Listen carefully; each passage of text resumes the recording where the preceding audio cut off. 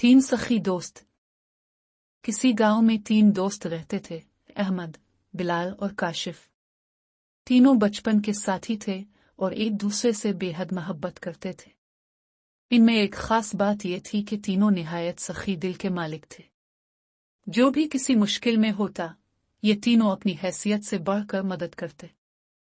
एक दिन गांव में कहत पड़ गया। लोग भूखे प्यासे हो गए। गांव का कुनवा सूख चुका था और फसलें भी बर्बाद हो गई थीं। गांव वालों ने उन तीनों से मदद की दरखास्त की। अहमद ने अपनी छोटी सी जमीन बेचकर आटा खरीदा और गांव में तकसीम कर दिया। बिलाल ने अपनी गायें फरोख्त करके पानी के ड्रम मंगवाए और कुनवे की सफाई करवाए। काशिफ ने अपने जेवर बेचकर दवाएं और कपड़े खरीदे और उन लोगों में बांट दिए जो बीमार थे या नंगे बदन थे। कुछ दिनों बाद गांव के हालात बेहतर होने लगे। बारिशें हुई, जमीन फिर से जरखेज हो गई और कुनवा पानी से भर गया। गांव वाले इन तीन दोस्तों के एहसानमंद हो गए।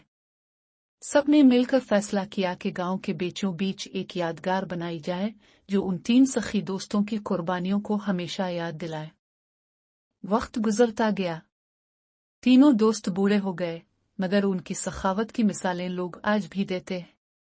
उनकी कहानी बच्चों को सुनाई जाती है ताकि वो भी सीखें कि असल दौलत दिल की सखावत होती है, न कि सोने चांदी की। ये कहानी हमें सिखाती है कि अगर नीयत साफ हो और दिल बड़ा हो तो थोड़ी सी कुर्बानी भी किसी की जिंदगी बदल सकती है।